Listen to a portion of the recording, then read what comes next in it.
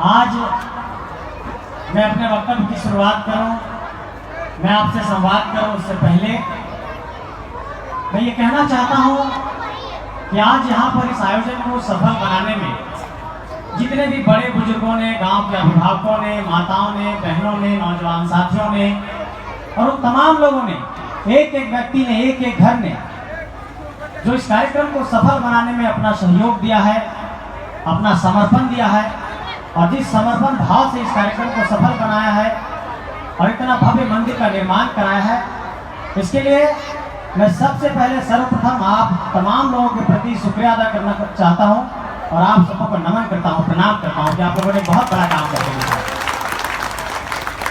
आप सभी बड़े बुजुर्गों को प्रणाम करता हूं, नमस्कार करता हूं, झारखंडी जोहार करता हूं, अपनी माताओं को, बहनों को और गांव के सभी अभिभावकों को प्रणाम करता हूं, छोटे बच्चों को आशीष देता हूं, प्यार देता हूं और खोरठा में भी कहियो कि सब माई बहन सबके प्रणाम करो और गोड़ लागो। बड़ी गोटे हमरा जाने था भा, बड़ी गोटे नाय भी जाने थे। जन्म तो यही जरूर भले ढेवा दोरी, लेकिन जीवन में एगो रीत रहो कि जब गांव समाज और अपन बीच के आदमी कहीं थोड़ा सा दूर में चल जाती तो पढ़ाई लिखाई ऐसा एक सुविधा है कि गांव घर में न रहे तो आदमी कहीं बाहर जाए, तो हमारी खुशकिस्मती है। और मैं आप सभी लोगों से कहना चाहता हूं, आज बहुत भावुक भी हूं कि ये मेरी खुशकिस्मती है कि इस मिट्टी में इतनी ताकत थी कि इस मिट्टी ने सिर्फ झारखंड ही नहीं, देश ही नहीं, देश के बाहर भी मुझे अपने बात को रखने का, देश के बाहर भी भारत का झंडा लहराने का अवसर दिया। तो अपनी इस मिट्टी को नमन करता हूं, प्रणाम करता हूं। तो उन्हीं के एक बात बताइए, बड़ी लगता कि सच में बात ऐसा होले।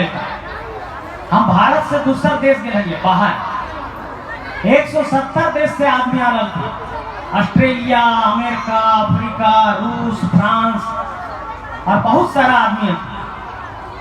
हमरा पूछा थी कि भारत में तो कहां से है, हमसे बहुत लोग पूछे तो अंग्रेजी में पूछा कि आप कहां से हैं इंडिया में। तो इंडिया में तो लोग समझता है कि कोलकाता, दिल्ली, मुंबई, कुछ जो नामी शहर है, चेन्नई, तो उसी के बारे में जानता था। तो उसने बोला कि आप दिल्ली से हैं, तो बोले कि हम नहीं, I am not from Delhi. तो हम बोले कि हम कोलकाता से बगल झारखंड है, झारखंड में हम हजारीबाग में रहते हैं, लेकिन मेरा जो अपना घर है वो चतरा जिले में है, मयूरहंड है। तो उसको मोबाइल में गूगल मैप में दिखाए, ये देखिए ये मेरा गांव है ढेबादोरी, ये है मेरा मयूरहंड ब्लॉक। उस वक्त मेरा सीना चौड़ा हुआ कि अपनी मिट्टी ने आज मुझे इस काबिल बनाया कि दूसरे मुल्क में भी जाकर के, दूसरे देश में भी जाकर के अपनी मिट्टी को महत्व लेकर के गया। और मैं ये मानता हूँ कि ये मेरी उपलब्धि नहीं है, ये मेरी व्यक्तिगत उपलब्धि नहीं है, ये पूरे गांव समाज की उपलब्धि है। किसी के निर्माण में कोई व्यक्ति अकेले नहीं बन जाता है। हमारे गांव के चाचा हैं, हमारी चाची है, हमारी माताएं हैं, बहनें हैं, सब लोग मिलकर के एक पीढ़ी का निर्माण करते, एक मतलब जो भी हमारे समाज में कोई बच्चा बढ़ता है, पलता है, तो सिर्फ माता और पिता का उसमें योगदान नहीं होता, पूरे समाज का योगदान होता है। इसलिए आज मैं पूरे समाज के प्रति, गांव के प्रति, पूरे गांव के लोगों के प्रति अपनी शुक्रिया अदा करना चाहता हूं कि आप लोगों ने इस काबिल बनाया।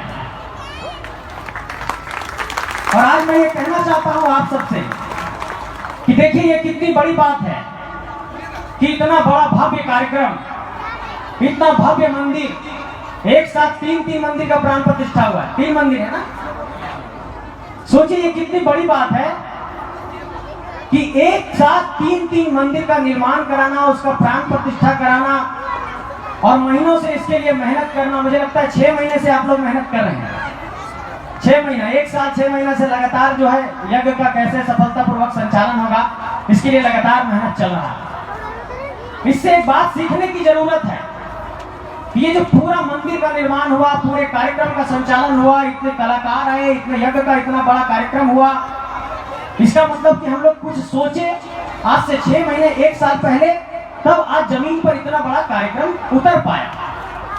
इसका मतलब यह है कि जब आप कुछ सोचते हैं तो उसको कर करके दिखा सकते हैं।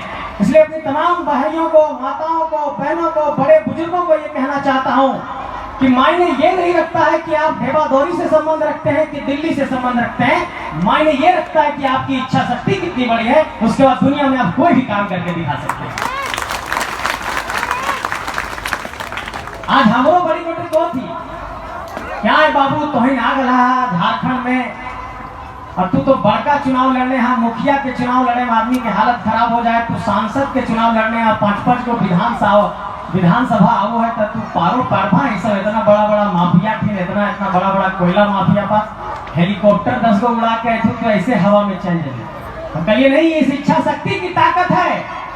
आज झारखंड के हम नौजवानों की एक ताकत है कि आज हम लोग एक आवाज दे रहे हैं तो झारखंड में लगभग 1-1.5 लाख की भीड़ जुटती है, और ये इसी मिट्टी ने ताकत दिया। इसलिए इच्छा शक्ति के बुनियाद पर इतिहास बनाने निकले हैं, कभी हारेंगे नहीं, इस बात का आप लोगों को भरोसा दिला रहे हैं। कभी कभी क्या होता है कि हम लोग सोचते हैं कि अरे हम गांव किसान घर के हकी खेती बाड़ी करे वाला आदमी कैसो साग महुआ से गुजारा कर ले, इतने गरीबी से गुजरा है जीवन, इतना साधारण जीवन स्तर है। माँ खेती बाड़ी कर रही है, किसी की माँ प्याज तोड़ रही है, कोई महुआ चुन रही है, तो एक साधारण सा गांव का लड़का कैसे ये कल्पना कर सकता है कि दुनिया में इतना बड़ा लोकतंत्र है भारत, और उस लोकतंत्र का सबसे बड़ा पर्व है, और इस लोकतंत्र के सबसे बड़े मंदिर में जो सांसद बन करके जाते हैं उसके चुनाव में कोई भागीदारी कैसे कर सकता है, इतना बड़ा सोच कैसे सकता है। लेकिन हम बार बार एक ही बात कह रहे हैं आप लोगों को कि जब अपनी मानसिक चेतना को, जब अपनी सोच को, जब अपने मनोविज्ञान को इस रूप में आप तैयार कर लेंगे कि इस दुनिया का सबसे मुश्किल काम सिर्फ हम ही कर सकते हैं और ये हम ही से हो सकता है, तो दुनिया की कोई ताकत आपको नहीं हरा सकती है। और आज ढेबादौरी इस बात का परिचय दे रहा है कि इतना बड़ा कार्यक्रम गांव के लोगों ने ही करके दिखा दिया है। माँ बहन सब आप लोग को बताते हैं कि गांव घर में तो इतना बड़ा कार्यक्रम हम लोग के चाचा सब के द्वारका सब मिल करके करा देते हैं, लेकिन अभी शहर में जब इतना बड़ा कार्यक्रम हुआ है, आप सभी नौजवान साथियों से कहना चाहता हूं कि अगर आज शहर में इतना बड़ा कार्यक्रम होता तो बड़े बड़े इवेंट मैनेजमेंट की कंपनी बुलाई जाती है, जिसमें MBA पढ़े हुए लोग रहते हैं, जो ये कहते हैं कि लाइट का प्रबंधन कैसे होगा, साउंड का प्रबंधन कैसे होगा, मंच का संचालन कैसे होगा, और तमाम बड़ी कंपनियां आकर के उसमें करोड़ों का पैकेज लेती है, तब इतना बड़ा कार्यक्रम होता है। तो हमारी काबिलियत ज्यादा होगी ना कि हम हल चलाते हुए इतना बड़ा कार्यक्रम करके दिखा रहे हैं, तो इसका मतलब कि हमारे समक्ष जो काबिलियत है वो गांव वालों में सबसे ज्यादा है शहरों की अपेक्षा। इसलिए शहरों से कभी तुलना करके अपने आप को कमतर मत आंकिएगा, ये बात भी आप सबको कहना चाहते हैं। मेरी माताओं को, बहनों को ये लगता होगा कि हम लोग गांव में रहने वाले लोग हैं, तो क्या दुनिया के बड़े लक्ष्य हासिल किए जा सकते हैं कि नहीं, दुनिया का बड़ा लक्ष्य हम लोग हासिल कर सकते हैं कि नहीं। लेकिन तमाम माताओं को, बहनों को आप लोग से कहना चाहते हैं कि हमेशा अपने सोच को शिखर पर रखिएगा। आपका सोच ही इस रूप में बनाता है कि आप आने वाले भविष्य में क्या बनेंगे, और जब आपका सोच सबसे उच्च शिखर पर होगा तो इस बात को आप मान करके चलिए कि इस दुनिया का कोई भी जब आप लक्ष्य निर्धारित करेंगे और अगर ईमानदारी से उसके लिए मेहनत करने लगेंगे, अगर समर्पण भाव से मेहनत करने लगेंगे, तो इस बात का मुझे पूरा भरोसा है कि इसी गांव से आने वाले वक्त में हमारा कोई DC भी निकलेगा, कोई SP भी निकलेगा, कोई BDO भी निकलेगा, कोई CO भी निकलेगा। इस बात का पूरा भरोसा रखिए। अभी देखिए, कल जो है परिणाम आया UPSC का, दुनिया का सबसे कठिन एग्जाम माना जाता है, जिसपे बनते हैं IAS IPS। कई गरीब बच्चे भी सफल हुए। हम ये कहना चाहते हैं आप सबसे कि जितना ज्यादा हमें व्यावसायिक तौर पर, आर्थिक तौर पर समृद्ध होने की जरूरत है, जितना ज्यादा आध्यात्मिक तौर पर समृद्ध होने की जरूरत है, जितना ज्यादा आज हम धार्मिक तौर पर समृद्ध हो रहे हैं, उतना ही हमें शैक्षणिक चिंतन पर भी जोर देना है। हम आप तमाम बड़े बुजुर्गों से, गांव के लोगों से कहना चाहते हैं कि कोई भी समाज तब आगे बढ़ेगा जब आपका आध्यात्मिक चिंतन, आपका धार्मिक चिंतन और आपका शैक्षणिक चिंतन बराबर बराबर चलेगा। तब समाज समावेशी रूप से एक पथ पर विकास की ओर अग्रसर होगा। और मुझे इस बात का पूरा भरोसा है कि जब गांव में इतनी भव्यता से धार्मिक चिंतन का एक कार्यक्रम आयोजित किया जा सकता है, तो आने वाले वक्त में चाहे वो व्यवसायिक चिंतन की बात होगी, चाहे वो शैक्षणिक चिंतन की बात होगी, ये गांव सबसे पहले पायदान पर खड़ा होगा। इस बात का मुझे पूरा भरोसा है। और आज इस मंच से एक बात का हम भरोसा दिला रहे हैं आप सबको कि कि चूंकि ये मेरी अपनी मिट्टी है, यहीं पर जन्म लिए हैं, यहीं पर बाप दादा का सब खून यहीं पर रहा है, और जब इस मिट्टी से खून का रिश्ता है, और ये बहुत हो सकता है कि चूंकि अपनी व्यस्तता के कारण, लगातार इधर उधर जाने के कारण गांव में बहुत ज्यादा आए भी तो लोगों से मिल नहीं पाते हैं, कभी शादी ब्याह में आए तो मिले, सबसे उतनी मुलाकात नहीं हो पाती है। लेकिन हम चूंकि यहीं बरही में ही रहते हैं, बहुत ज्यादा दूर में भी नहीं रहते हैं, इस बात का आप लोगों को पूरा भरोसा दिला करके जा रहे हैं कि ये आपका बेटा, ये आपका भाई जो इसी गांव में जन्मा है, इस मिट्टी के लिए जब भी किसी भी प्रकार की जरूरत पड़ेगी, मैं आप लोगों के साथ कदमताल करने के लिए तैयार खड़ा रहूंगा, किसी भी मोर्चे पर, किसी भी रूप में। इस बात का पूरा भरोसा दिलाता हूं। और एक बात कहना चाहता हूं कि आगामी 30 तारीख को मेरा नामांकन होने जा रहा है। हजारीबाग के उपायुक्त कार्यालय के समक्ष एक सांसद प्रत्याशी के तौर पर अपना नामांकन करूंगा। और दुनिया में आप देखते होंगे कि जितने भी लोग नामांकन करते हैं, लोग गांव घर में गाड़ियां भेजते हैं, पैसे भेजते हैं, तमाम तरह के साधन संसाधन भेजते हैं। और हम लोग पूरे झारखंड में ये ऐलान किया है कि जिस दिन हम नामांकन करने जा रहे हैं, पूरे देश के अलग अलग हिस्से से लोग आएंगे। कुछ मेरे मित्र विदेश से भी आ रहे हैं, और झारखंड के तमाम कोने से लोग आ रहे हैं। और इस बात का पूरा भरोसा रखिए कि इस मिट्टी ने इतनी ताकत दी है कि जब हम लोगों ने अपने नामांकन का ऐलान किया है, तो इस बात का भी अंदेशा लगा लिया हम लोगों ने कि लगभग 50,000 से 80,000, 1 लाख लोगों की भीड़ बिना पैसे के उस दिन हजारीबाग आने वाली है, और उस दिन एक इतिहास बनने जा रहा है। तो गांव वालों को भी मैं आमंत्रण देना चाहता हूं कि आप सब उस दिन नामांकन की रैली में पहुंचिए, क्योंकि ये आपके घर की बात है। आप जब पीठ थपथपाएंगे, आप जब सर पर हाथ रखेंगे, आप जब आशीर्वाद देंगे, तो इस आशीर्वाद की बुनियाद पर हम लोग इस जंग की जो फतह की बात है, जो जीत की बात है, उसको हासिल कर पाएंगे। और इस बात का मुझे पूरा भरोसा है। अभी बता रहे हैं कि रामगढ़, पूरा मांडू, पूरा विष्णुगढ़, पूरे झारखंड हम घूम रहे 3 साल से, और आप लोगों को विश्वास नहीं होगा कि पूरे 3 साल में पूरे झारखंड के अंदर घूमने के दौरान कहीं भी हम लोगों ने किसी होटल का रुकने के लिए और खाने के लिए इस्तेमाल नहीं किया है। झारखंड के लोगों ने अपने गांव घर में रुकाया है, अपने गांव घर में खिलाया है, और इतना प्यार दिया है झारखंड की जनता ने कि आज आप लोग देखते होंगे कहीं व्हाट्सएप वगैरह में कि हम लोगों को पूरा आम का पत्ता, तो पलाश का फूल, तो तमाम तरह की चीजों से लाद दे रहे हैं। हमने साफ तौर पर कहा है कि जिस मिट्टी ने इतना प्यार दिया है, उस मिट्टी का कर्ज सूद समेत अदा करेंगे, और इस ढेबा दौरी का कर्ज भी सूद समेत अदा होगा आने वाले भविष्य में। इस बात का पूरा भरोसा है। और हर बात में एक बात हमेशा ये कहते हैं कि कोई भी जब बिल्डिंग खड़ी होती है तो उसकी बुनियाद की भूमिका सबसे बड़ी होती है। और हम ये मानते हैं कि अगर दुनिया में कोई बड़ी इमारत 10 तल्ला खड़ा हुआ तो उसका बुनियाद जब मजबूत नहीं होगा तो नहीं खड़ा होगा। और अगर मेरे बुनियाद में ढेबादोरी का पसीना है, ढेबादोरी का खून है, ढेबादोरी की मेहनत है, ढेबादोरी के खेतों की महक है, ढेबादोरी के महुआ की महक है, ढेबादोरी के पलाश की महक है, तो ये महक आने वाले वक्त में जो हमें कर्ज के तौर पर मिला है, ये पूरे मिट्टी के लिए अपना सर्वस्व भी न्यौछावर करना होगा तो न्यौछावर करेंगे, लेकिन इस मिट्टी को आने वाले वक्त में चमन बनाएंगे। इस बात का आपको आज भरोसा दिला रहा हूं। एक सबसे बड़ी मुश्किल हम लोगों के साथ होती है। आज मैं थोड़ा लंबा साझा कर रहा हूं आप लोगों से, बोर नहीं हो रहा ना? बोलिए कि बंद कर जाओ, बोलिए ठीक है। तो हमारा सबसे ज्यादा जो मुश्किल भले पूरा झारखंड, पूरा देश और पूरा विदेश में घूमला पर कि आदमी सबसे ज्यादा कहो जा रही है तो घूर के देखो, बोले कि बाप झारखंड से आया है, आदिवासी इलाका से, कने आदिवासी जंगली सब आ गए, तो मतलब बहुत है की दृष्टि कौन से कई जगहों पर मुझे देखा गया।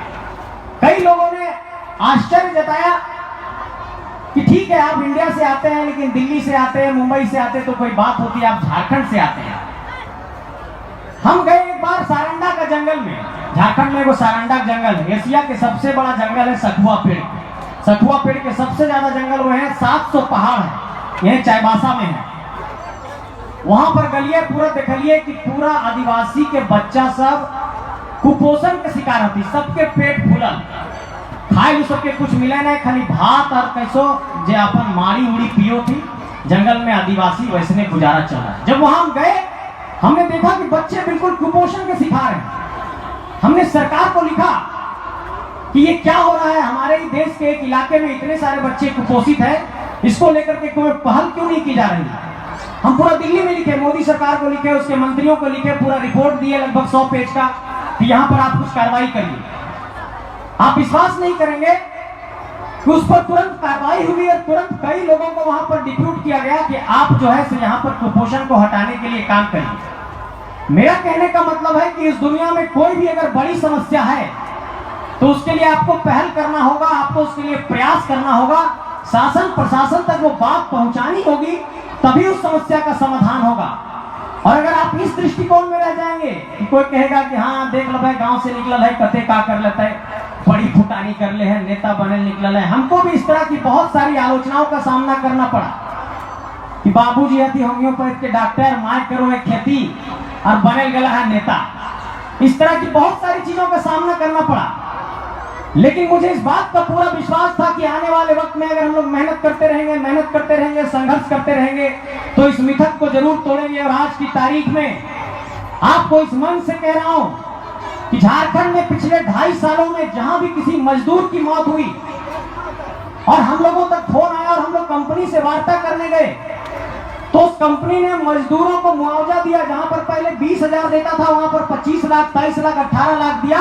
और पिछले 2.5 साल में ये आपके बेटे ने, आपके भाई ने अपने झारखंड के तमाम साथियों के साथ मिलकर के 16 करोड़ 25 लाख मुआवजा झारखंड के मजदूरों को दिलाया है। ये इस मिट्टी की ताकत है मेरे साथ। इसलिए आप सबसे ये कहना चाहते हैं, तमाम बड़े बुजुर्गों से, अपने नौजवान साथियों से, अपनी बहनों से, अपने गांव की बेटियों से, कि कभी मत ये सोचना कि कोई लक्ष्य ये छोटा होता है या बड़ा होता है। सिर्फ ये बात सोचना है कि ये चीज करना है और उसके लिए निरंतर संघर्ष करना है। इस दुनिया की एक रीत है, जब आप किसी पथ पर चलते हैं तो पहले आपकी आलोचना होती है, आपका तिरस्कार किया जाता है, लोग आपको इग्नोर करते हैं, फिर आप पर चर्चा परिचर्चा होती है, फिर लोग आपसे कंपटीशन करते हैं और अंत में आपकी जीत होती है। इसलिए ये जीवन संघर्ष का नाम है और हम लोग बहुत साधारण परिवेश से निकले हुए लोग हैं।